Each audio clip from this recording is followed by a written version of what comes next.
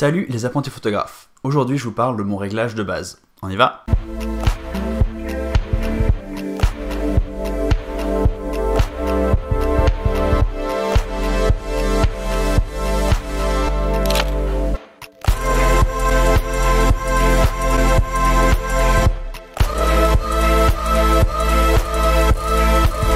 Dans la vidéo d'aujourd'hui, on va parler de quel est mon réglage de base, quel est le réglage que je fais par défaut sur mon appareil photo pour prendre des photos. Cette vidéo, c'est la suite de la série sur les bases photos. J'avais prévu de faire cette série en 4 vidéos, donc une première vidéo sur l'exposition, puis sur l'ouverture, la vitesse et enfin la sensibilité ISO. Mais j'ai décidé de rajouter une 5e vidéo parce que au-delà de tous ces paramètres techniques que je voulais que vous compreniez, maintenant je veux vraiment vous montrer comment on les applique dans la vraie vie. Comment on va choisir tel ou tel paramètre pour telle ou telle situation.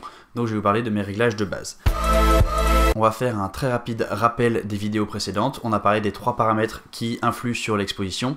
On a donc l'ouverture du diaphragme qui va aussi avoir une influence sur la profondeur de champ, on se rappelle de ça. On a la vitesse d'obturation qui va avoir une influence sur le fait d'avoir une photo qui est nette ou floue, qui va réussir à figer le mouvement ou au contraire à faire des effets de filet si on a une vitesse d'obturation plus lente. Et enfin le 3e paramètre qui influe sur l'exposition, c'est la sensibilité ISO qui a aussi, on l'a vu, un effet sur la quantité de bruit numérique, de grains qu'on retrouve sur la photo. Maintenant je pense qu'avec les 4 vidéos précédentes, vous avez compris comment tous ces paramètres interagissaient entre eux. Et du coup la dernière étape, c'est tout simplement comment on utilise cette connaissance pour l'appliquer à notre appareil photo, pour faire les bons réglages et avoir la photo qu'on veut à la fin. Et donc l'idée de cette vidéo, c'est de vous donner mon réglage de base. Alors je vais bien sûr faire un petit disclaimer tout de suite. C'est évident qu'il n'y a pas un réglage de base qui va être efficace pour toutes les photos.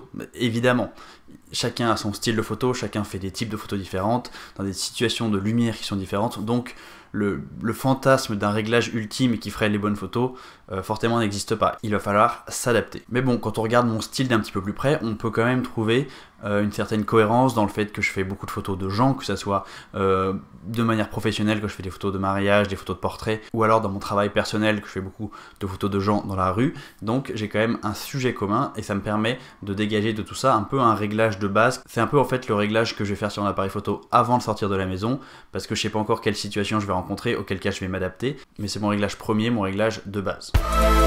Et donc dans ce réglage de base, je suis en mode priorité ouverture. Je vais régler pour commencer mon ouverture à f4, on pourra changer ça bien sûr par la suite, mais l'idée c'est que c'est une ouverture un petit peu passe-partout, donc en attendant de savoir ce qu'on va shooter, f4 c'est très bien. Comme je suis en mode priorité ouverture, la vitesse est réglée de manière automatique. Mais attention, automatique, ça ne veut pas dire qu'il ne faut pas s'y intéresser. Je garde toujours un œil sur la vitesse, j'utilise aussi mon oreille pour détecter quand la vitesse est trop lente, pour ne pas me retrouver dans une situation où je vais avoir des photos qui vont être floues pour cause de flou de mouvement ou de flou de bouger. Donc il faut que je maintienne toujours une vitesse d'obturation correcte. Et enfin le 3e paramètre le plus important pour contrôler l'exposition, ça va être la sensibilité ISO, et ça va dépendre de la lumière.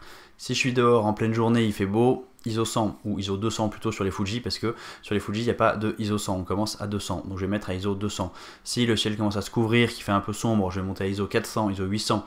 Si je me retrouve à l'intérieur, ISO 1600, ISO 3200, ISO 6400 au maximum, ça c'est le maximum d'ISO que je ne veux pas dépasser. Une autre chose que je fais systématiquement, c'est que je vais choisir d'enregistrer mes images en format RAW, je n'utilise jamais le JPEG, ça c'est vraiment systématique, toujours RAW, jamais JPEG, ça me permet juste d'avoir la meilleure qualité possible et la meilleure amplitude de retouche à la fin. Au niveau de l'autofocus, je me mets toujours en autofocus one shot ou single, c'est la même chose, hein, ça dépend juste des marques, ça veut dire que l'autofocus n'est pas continu, qui fait l'autofocus juste au moment où je lui dis de faire l'autofocus. Et enfin, dernière chose que je trouve assez importante, c'est le style d'image. Moi je me mets quasiment systématiquement en style d'image noir et blanc. Pourquoi le style d'image noir et blanc? Vous allez me dire ça sert pas à grand chose.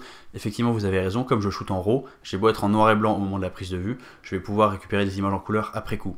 Le noir et blanc en fait il me sert à me concentrer mieux sur ma photo, à enlever tous ces couleurs parasites pour pouvoir me concentrer sur deux choses que je trouve vraiment importantes, qui sont les contrastes et la lumière. Et je trouve que le fait d'être en noir et blanc me permet de voir mieux cette lumière, me permet de voir mieux ces contrastes, et donc j'aime bien bosser comme ça. Ça me permet de me concentrer sur le côté vraiment visuel, graphique de l'image, en oubliant un peu des choses qui auraient pu me déranger, des couleurs, des trucs comme ça.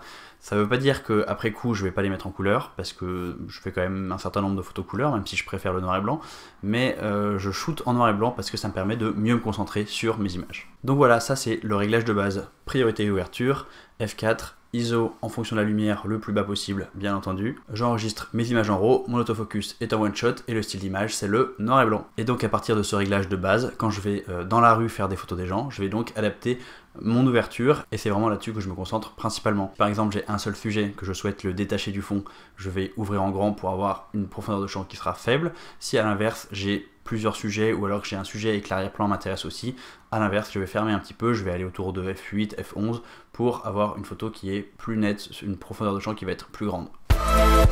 Ça c'est pour mon réglage de base de tous les jours. Pour mon réglage de base de mariage, c'est presque la même chose, la seule différence c'est que j'utilise aussi les ISO automatiques. Pourquoi je fais ça? Parce qu'en mariage, on va souvent changer de luminosité. Par exemple, je suis à l'intérieur de l'église, il fait très sombre, hop, c'est la sortie de l'église, il faut très vite que j'aille en dehors de l'église, j'ai pas le temps de me replonger dans mes réglages, changer les ISO, tout ça, donc je préfère être en ISO automatique. En plus, je peux, sur mon appareil, configurer assez précisément mes ISO automatiques. Du coup, j'ai dit que je voulais des ISO qui soient entre ISO 200 et ISO 6400 au maximum, en les gardant bien entendu toujours le plus bas possible, et en plus que je voulais jamais que ma vitesse d'obturation descende en dessous de 1/250e de seconde, ce qui me permet d'éviter le flou de bouger et la plupart des flous de mouvement également. Le reste, à part à certains moments précis, ça change pas, je reste en style d'image noir et blanc, en focus one shot et bien sûr en RAW. Donc je viens de vous donner mon réglage de base, mais ça veut pas dire que c'est toujours le même réglage que je garde. Il y a bien entendu tout un tas de situations dans lesquelles je vais changer les réglages, parce qu'il faut s'adapter aux conditions qui changent, à la lumière qui change, à la vitesse des sujets, il faut s'adapter à plein de choses. En plus, si on veut obtenir des effets particuliers, on va encore changer les réglages, par exemple une vitesse d'obturation un petit peu lente si on veut faire des effets de filet, bref des choses comme ça. Donc bien entendu je reste pas toujours à mon réglage de base, mais c'est quand même un réglage qui me fait, on va dire, 80% du temps quoi, donc c'est quand même pas mal. Et donc qu'est-ce que je fais dans les 20% du temps restant? C'est des moments où en général je cherche à shooter quelque chose qui va vite, quelque chose qui bouge beaucoup, comme par exemple quand je fais une séance de couple avec des mariés, je leur demande souvent de danser, de se prendre dans les bras, de tournoyer sur eux-mêmes, bref il y a beaucoup de mouvements. Et à ce moment-là, il faut que j'ai une photo absolument nette, et donc il me faut une vitesse d'obturation plus haute. Donc je vais mettre cette fois en priorité vitesse, avec un 500e voire 1 millième de seconde un petit peu en fonction de la situation. Et comme ça, je suis sûr d'avoir une photo qui n'aura ni flou de bouger, ni flou de mouvement, même si l'action se déroule très rapidement. C'est vrai aussi en photo de rue ou en photo de voyage. Quand je fais une photo de quelqu'un qui marche dans la rue, j'ai pas besoin d'une vitesse d'obturation très rapide pour figer son mouvement. Un 250e de seconde, ça va très largement suffire. Par contre, si je photographie des gamins qui jouent au foot dans la rue comme sur cette photo, là il faut que je change ma vitesse d'obturation, je vais mettre à 1 millième de seconde, donc je passe en priorité vitesse, histoire de pouvoir avoir la main sur ce paramètre là et laisser l'appareil photo gérer le reste. J'espère que cette vidéo elle vous a donné plus d'infos sur en gros comment ça fonctionne dans ma tête et surtout comment ça fonctionne dans mon appareil photo quand je sors faire des images. Maintenant vous connaissez mon réglage de base, vous savez qu'il ne faut pas forcément avoir le même réglage de base que moi parce que ça va dépendre de votre style de photo, de ce que vous allez prendre en photo, vos sujets, mais ça peut peut-être vous inspirer, vous donner un petit peu des idées sur comment mieux régler votre appareil photo. Si vous avez envie de continuer à progresser en photo, j'ai sorti un e-book de 40 pages qui est complètement gratuit qui s'appelle Devenez un meilleur photographe en 12 semaines. C'est un guide qui contient 12 exercices créatif pour vraiment booster votre créativité et vous faire devenir un meilleur photographe. Donc il y a un lien dans la description, il suffit de mettre votre mail dans le formulaire et moi je vous envoie ce guide là gratuitement bien sûr par mail. Abonnez-vous à la chaîne, c'est le plus important, partagez cette vidéo à tous vos amis qui démarrent la photo et que vous pensez que ça pourrait intéresser. Vous pouvez aussi me suivre sur Instagram @paulnapo si ça vous intéresse pour voir mon travail au jour le jour et nous on se dit à la semaine prochaine pour un nouveau tuto. Salut!